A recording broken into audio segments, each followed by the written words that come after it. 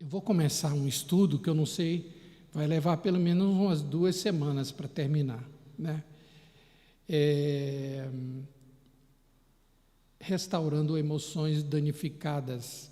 A gente fala muito pouco sobre isso na igreja, porque a nossa denominação é marcada pelo apego à Escritura. Nós somos a igreja do livro. Então, a gente pouco trabalha nessa questão de emoções, né? Porque a gente tem medo de se relacionar com igrejas que têm uma outra visão. Por isso que eu acho que isso é importante para a gente. E quem vai nos ensinar isso é Davi.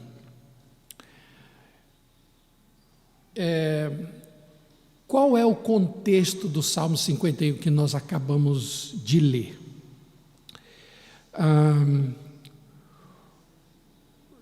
Nesse momento da vida de Davi, ele estava assim no apogeu da sua vida, no apogeu.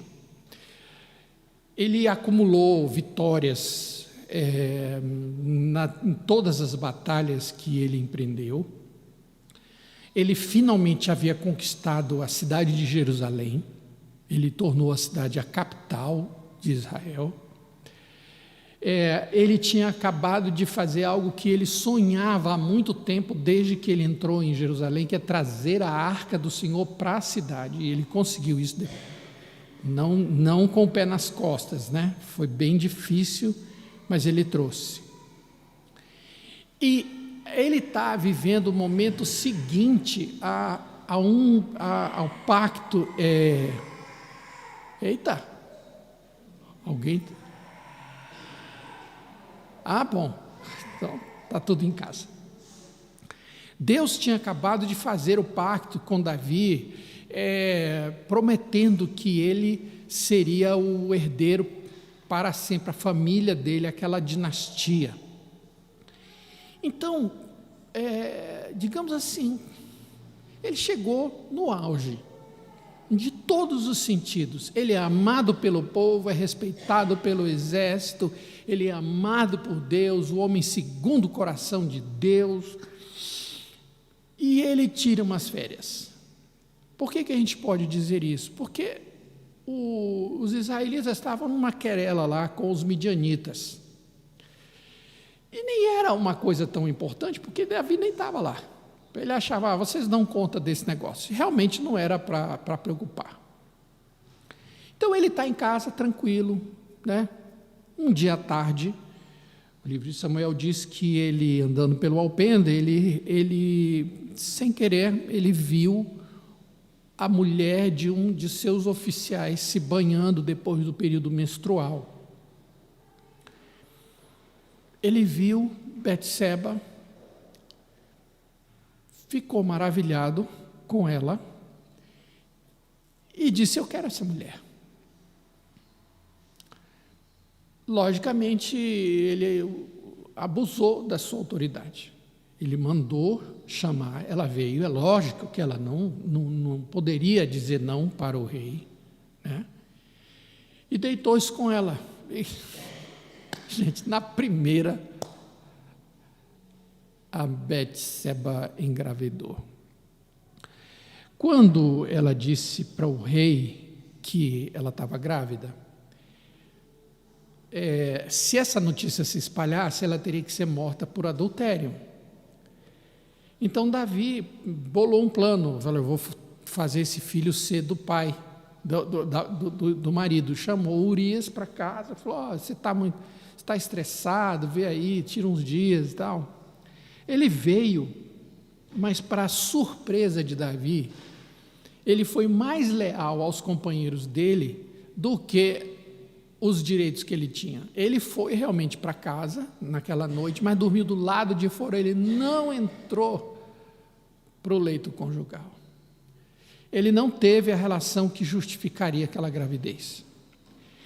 Então, Davi teve que bolar um outro plano, falou: tem que tirar ele da jogada. Então, Davi mandou Joabe, que era o comandante que estava naquela campanha, que criasse uma situação que colocasse Urias na frente da batalha, que nada impedisse que ele fosse morto. E, de fato, isso veio a acontecer, deu tudo certo. Cumpriu o luto, Davi se casou com Betseba e trouxe ela para a casa dele.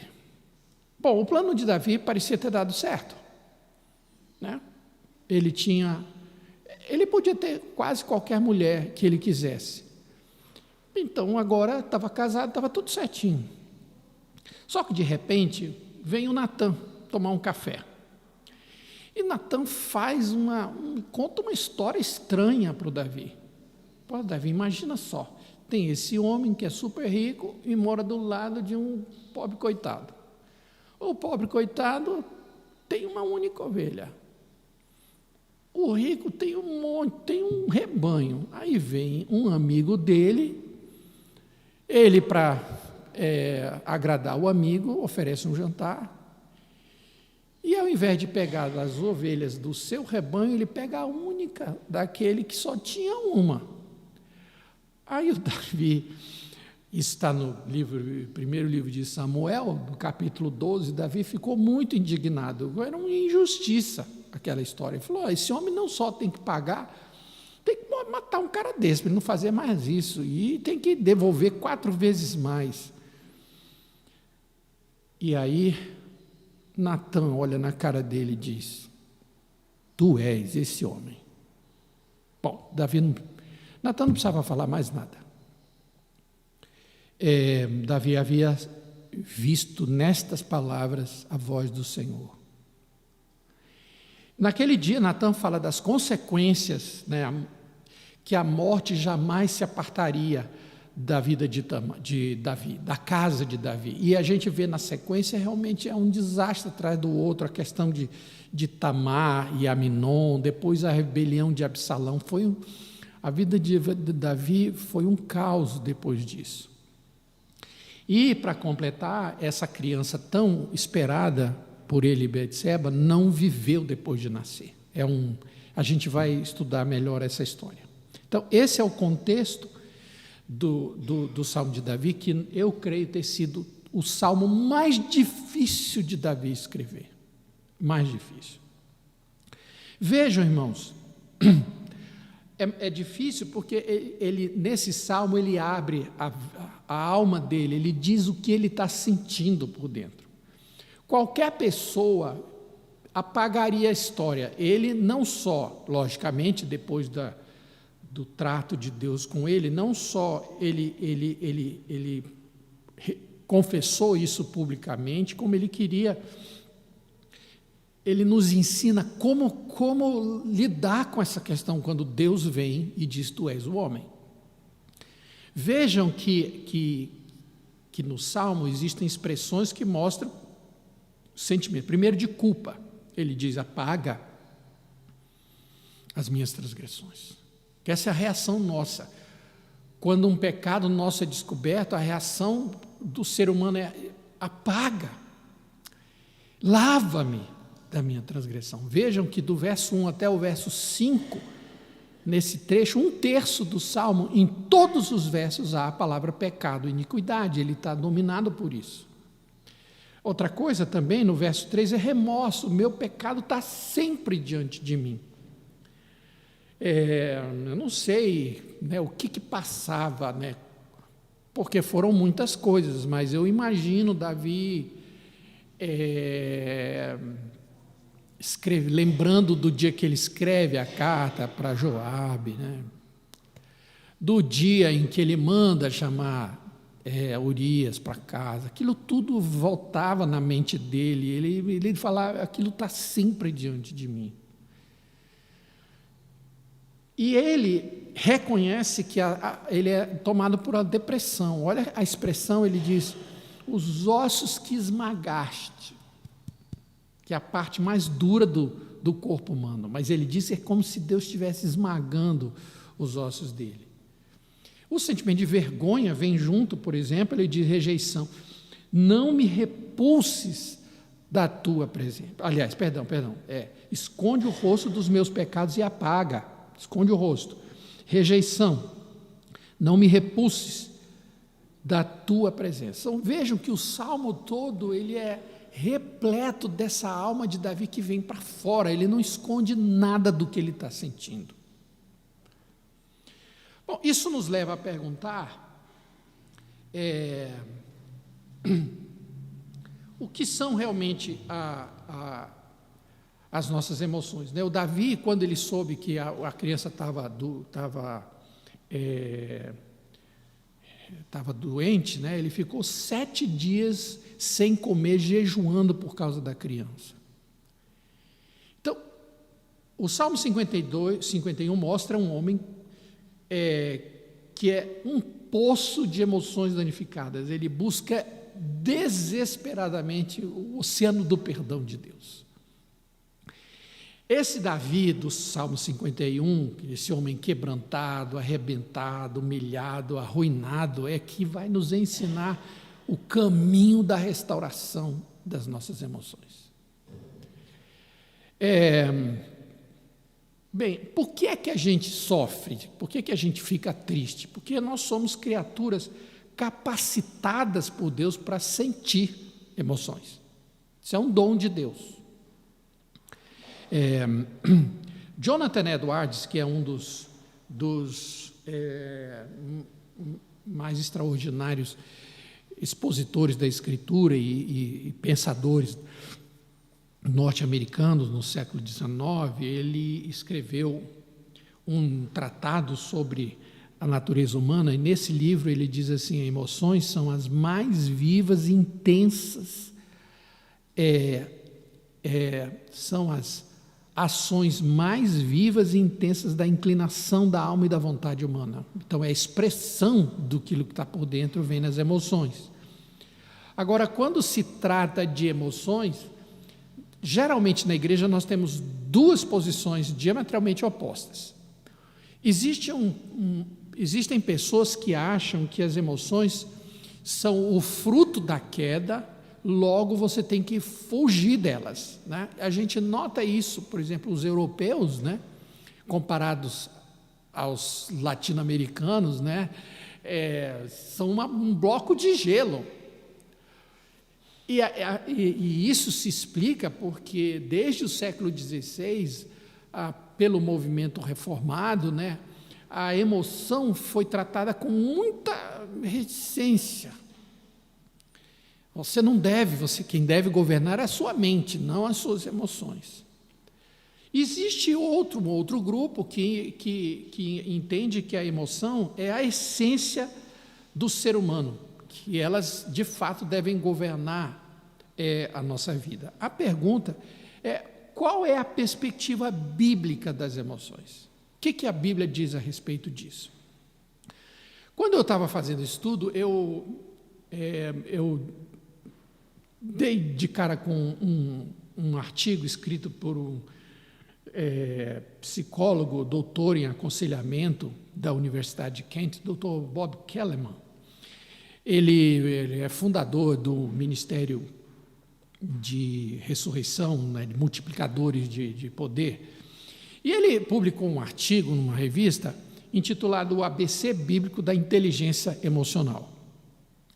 E nesse artigo, ele faz uma contribuição interessante. Ele diz assim: nós somos criados à imagem e semelhança de Deus, Deus é um ser emocional, logo, nós também somos. É justo dizer que Deus é um ser emocional? Deus é mesmo? O que vocês acham? Olha, a Bíblia fala, tem muito mais do que isso que eu vou mostrar, mas só para vocês terem ideia, que nós, como diz o Kellerman, a gente só tem emoção porque Deus é um ser emocional. A diferença é que o Amaury falou, né? É que as emoções dele estão sob controle. Nossa, a gente é um cavalo selvagem largado assim. Mas olha só, a fúria, Deus é um ser que se enfurece. Aliás, essa é uma emoção nova para Deus, né? Ele só teve fúria depois que ele criou a gente. Então, porque eu podia ter fúria nenhuma. Era uma beleza. Foi só ele criar a gente que ele começou a resistir a essa fúria, né? Apocalipse 19, sai da sua boca uma espada afiada para com ela ferir as nações, e ele mesmo as regerá com 7 ferros, pessoalmente pisa. Eu não encontrei na Escritura nenhuma outra descrição da fúria da ira de Deus como aqui, porque ele diz assim, ele pisa o lagar do vinho do furor da ira do Deus Todo-Poderoso. Não existe nada igual a isso em toda a Escritura. Mas Deus também ama, isso é fácil de compreender, de longe, se me deixou ver o Senhor dizendo, com amor eterno eu te amei, por isso com benignidade eu te atraí. Então é muito interessante, é um amor eterno, é mais fácil a gente ver o amor do que, né, a ira. Pavor e angústia, imaginem só Deus sentindo pavor e angústia, né? Mas isso está aqui, foi muito claro, né? Marcos 14, e ele lhes disse, a minha alma está profundamente triste, sentir-se tomado de pavor e angústia, 3 palavras, pavor, angústia e tristeza. Ele tinha todos os motivos do mundo para isso, mas o fato é que ele tinha mesmo essas emoções. Como a Dalva falou, né, Jesus chorou, está aqui. Ele fala da tristeza de Deus, né, quando ele diz assim, Jesus chorou, fala da tristeza, não entristeçais o Espírito de Deus, olha só. O Pai, o Filho e o Espírito sentem as emoções. O Filho chora e o Espírito Santo sente tristeza, né? Alegria, né? Naquela mesma hora, Jesus exultou no Espírito Santo. Ele tanto chorou, quanto ele sentiu alegria. John Piper, que é um expositor norte-americano, numa de suas mensagens, ele diz o seguinte, a vida emocional de Deus é infinitamente complexa, além da nossa capacidade de compreender completamente. E um dos maiores mistérios dessa complexidade é a perfeição da impassividade. Eu já falei isso para vocês em determinada ocasião aqui. A impassividade. O que é a impassividade? É a perfeição de Deus de não estar sujeito a qualquer paixão ou sofrimento provocada por qualquer uma de suas criaturas no universo. Por exemplo, Jó, capítulo 35, se pecas, que mal lhe causas tu? Se as tuas transgressões se multiplicam, o que lhe fazes? Se é justo, que lhe dás? Ou o que recebe ele da tua mão? Em outras palavras, você não pode nem provocar para o bem nem para o mal. O que você faz de bom ou de mal não vai alterar, não vai tirar Deus do sério se ele não quiser sair. Então, toda a emoção, ela envolve um desejo por alguma coisa que está faltando, né? Só que Deus não tem falta de nada. Ora, se ele não tem falta de nada, ele não pode ser motivado a desejar qualquer coisa. Não pode. Ele tem tudo. Por exemplo, Paulo diz na carta aos Romanos, né, quem primeiro deu a ele, que ele venha a ser restituído. Como assim dizer, Deus se sente devedor de alguém? Não tem. Dele, por meio dele e para ele são todas as coisas. Bom, isso não é admitir que Deus é uma pessoa insensível. A impassividade não quer dizer que Deus é uma pedra de gelo. Só diz que as emoções de Deus são governadas pela sua mente e pela sua vontade. Essa é a diferença. Ele sente raiva, ele sente tristeza, ele sente alegria, ele sente amor, ele sente repulsa, quando ele quer. Essa é a diferença. Quer dizer, ninguém tira Deus do sério. Deus não é um adolescente emocional. Se qualquer coisa... Se fosse, a gente não estava aqui. Mas Deus tem tudo sob controle. Essa é a diferença. Bom, isso nos leva a perguntar de fato o que é emoção. Então, a emoção é uma reação, que pode ser física, pode ser emocional, a uma situação, a um fato, que é uma resposta do corpo que se altera diante de um estímulo, né? Então, quando a comoção é quando você é movido a alguma coisa. O Bob Kellerman, né, no seu artigo, ele diz assim: emoções são reações ao mundo exterior com base em nossas convicções e percepções. Isso é interessante, preste bem atenção, ele está dizendo que você vai reagir de acordo com a sua cosmovisão do mundo, de acordo com os seus valores, de acordo com os seus princípios. As suas reações são governadas pelos seus princípios. Aí ele usa dois exemplos que eu acho que vale a pena comentar com vocês para ilustrar essa questão. O primeiro exemplo é o seguinte: você está dirigindo, você leva uma fechada no trânsito. E por causa dessa fechada, você desgoverna o seu carro e colide com um poste. Acaba o carro, embora você está bem. O carro é perda total. Então, você vai reagir de acordo com o seu entendimento, os seus valores, os seus princípios. Se essa pessoa que bateu o carro e perdeu o carro, se ela acredita que, como Paulo diz, todas as coisas cooperam para o bem daqueles que amam a Deus, a reação vai ser: poxa Deus, muito obrigado porque o Senhor preservou a minha vida, né? O carro a gente conserta, mas a vida está aqui. Vai levantar a mão para o céu. Mas se essa perspectiva não tiver em foco da providência de Deus, eu vou ver o acidente como um prejuízo indevido, né? Eu vou odiar o motorista e vou procurar me vingar dele para ele ter o que ele merece. Essa é uma situação. A outra situação é um exemplo bom. Ele fala assim: eu fiz um trabalho e eu fui elogiado pelo meu chefe, pelo meu gerente. Bom, se eu creio, né, se a minha vida está em Cristo, se eu faço um trabalho servindo primeiramente a Cristo, eu vou pegar esse elogio e devolver para quem de fato merece. Senhor, se eu recebi isso porque tu me deste a inteligência, me deste a oportunidade, me deste a capacidade de fazer, a glória é tua. Mas sem a perspectiva espiritual, eu vou pensar, como diz o Robertão, né? Esse cara sou eu. Eu mereço.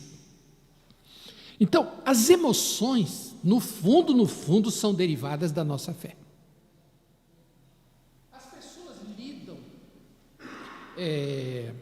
As pessoas lidam com as emoções de maneiras diferentes, né? Eu aprendi isso.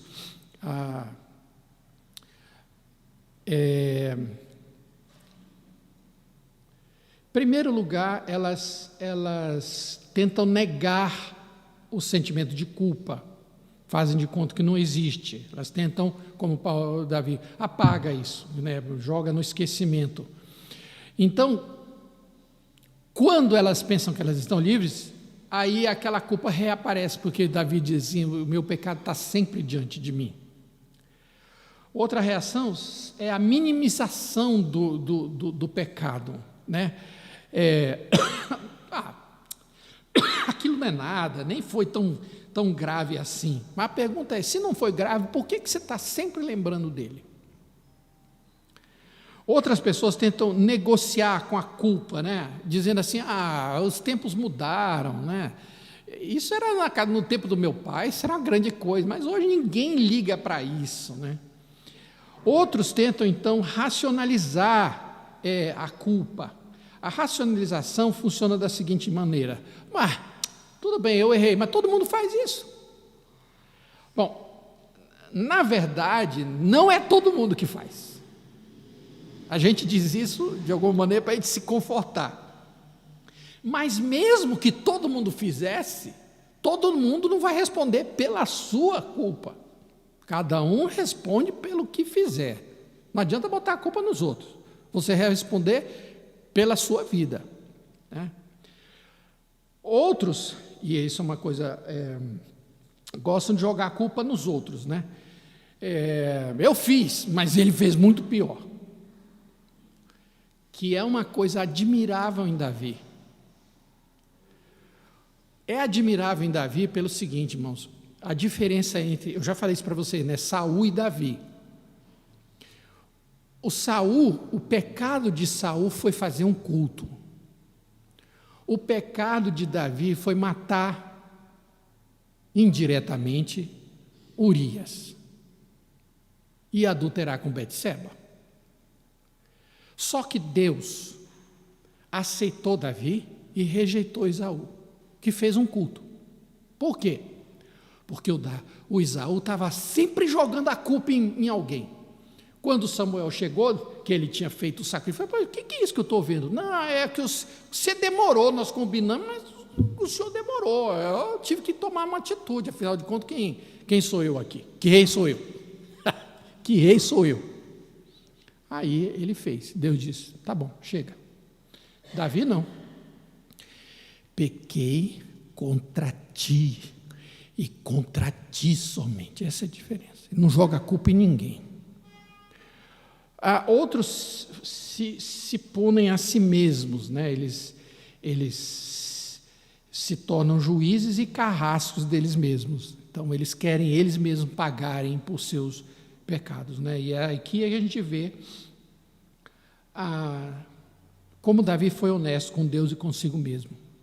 Ele admitiu a culpa, ele admitiu o remorso, ele admitiu a depressão, ele admitiu a vergonha de tudo isso, ele abriu a alma dele, irmãos.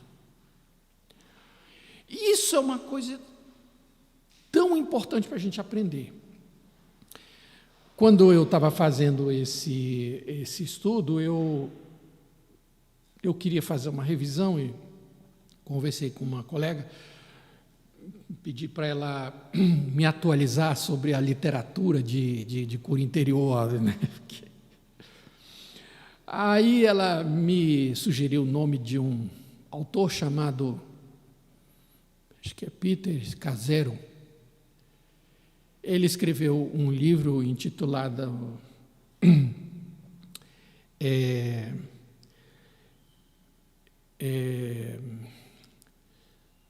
Espiritualidade Emocionalmente Saudável. O nome do livro, Espiritualidade Emocionalmente Saudável. E nesse livro, eu já estou na metade, mas tem uma coisa interessante que ele fala, é que ele diz assim que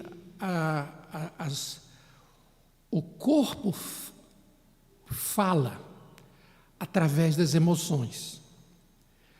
Nós fazemos tudo para calar essa voz. E quando a gente cala, os efeitos são imediatos. É dor de cabeça, Irmãos, ninguém é assim a vida inteira. Não é mesmo? Me diz alguma vez você não levantou no domingo pensando assim, eu não vou na igreja. Já aconteceu com isso? Não dá, igreja não dá. Hoje eu não saio de casa. Já aconteceu comigo, só que eu não posso me dar o luxo de dizer, eu não vou na igreja. Todos vocês podem ter, eu não tenho esse direito, né? Mas eu tenho de vez em quando, eu não vou na igreja. Ela fala, você apronta que você é o pastor, rapaz? Vai.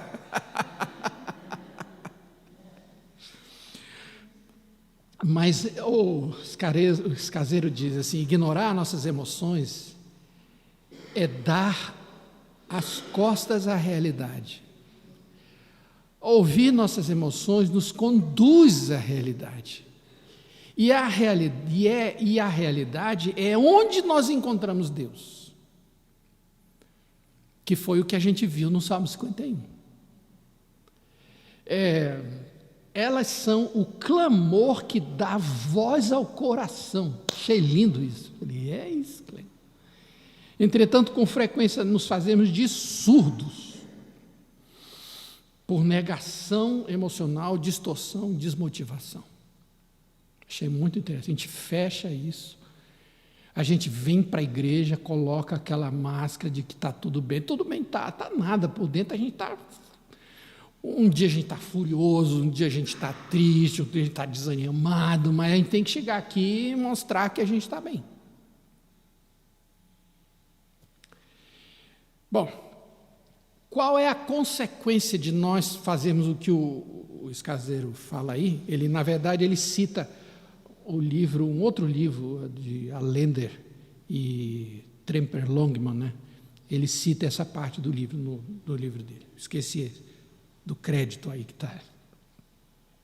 Quando a gente não trata essas emoções, o resultado é que o corpo vai deteriorando, né? Davi usa a expressão os ossos que esmagaste.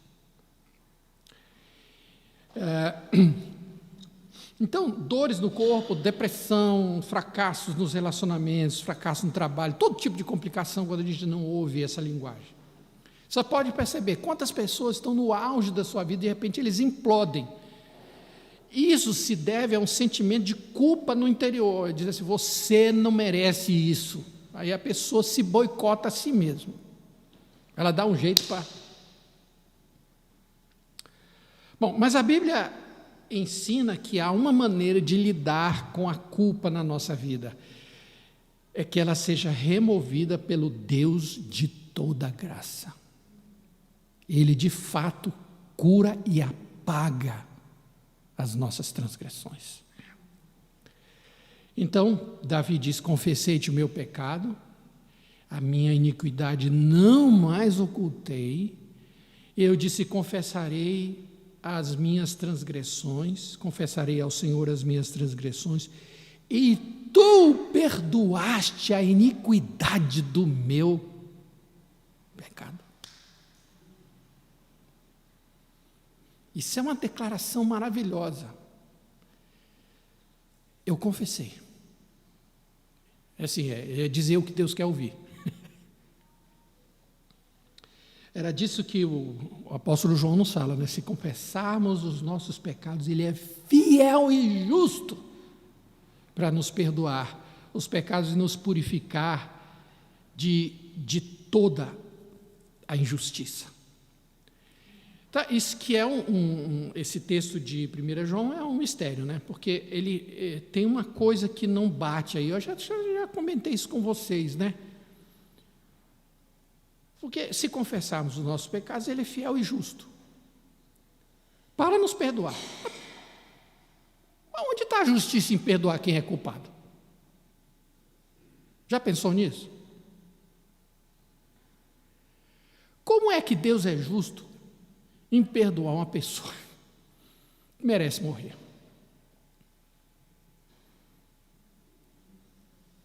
É justo com quem? Com o transgressor? Não. Pela lógica, não pode ser. Com a gente, não pode ser. Bom, se Ele não é justo com os transgressores, Ele é justo com o justificador, que é Jesus. Porque depois que